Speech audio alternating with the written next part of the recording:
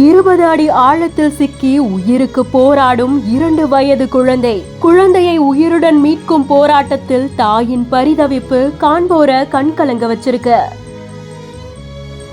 விஜயபுரம் மாவட்டம் இண்டி பகுதியை சேர்ந்த சதீஷ் மற்றும் பூஜா தம்பதிகளுக்கு 2 வயது குழந்தை இருக்காங்க.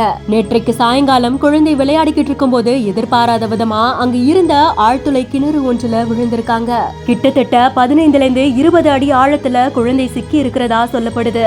குழந்தைய மீட்கிறதுக்காக NDRF, SDRF வீரர்களும் வந்திருக்காங்க. தீயணைப்பு துறையினர், காவல்துறையினர், ஊர் பொதுமக்கள்னு பலரும் இந்த முயற்சியில குழந்தைய உயிரோட மீட்டெடுக்கணும்னு போராடிட்டு இருக்காங்க. 10க்கும் மேற்பட்ட தேசிய பேரிடர் மீட்பு குழுவினரும் வந்திருக்காங்க.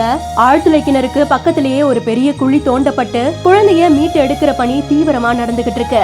குழந்தைக்கு ஆக்சிஜன் சப்ளை கொடுக்கப்பட்டிருக்கு. கண்காணிக்கிறதுக்காக கேமராவும் பொருத்தப்பட்டிருக்கு. தன்னோட குழந்தைய உயிரோட மறுபடியும் பார்க்கணுங்கிற பரிதவிப்போட தாயும் அந்த பகுதியிலேயே இருக்காங்க. அத்தனை பேரோட வேண்டுதலோடையும் முயற்சியோடையும் கூடிய சீக்கிரமா குழந்தை மீட்டெடுக்கப்படணும்னு எதிர்பார்க்கப்படுது.